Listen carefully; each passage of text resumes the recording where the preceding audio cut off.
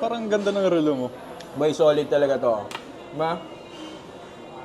So this is the new Huawei Watch Fit 3. You can pre-order this watch. So big shoutout first Huawei Philippines, Silicon Valley for sending this one out. Isa tayo sa mga nakasubok.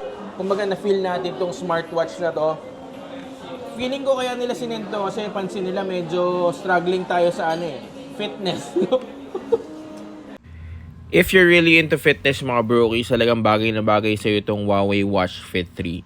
So it does have courses and plans available for you. So if you will check yan, may mga running courses.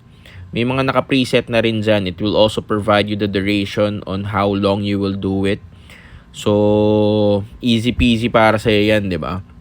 Now, if you want to customize the courses, pwede rin.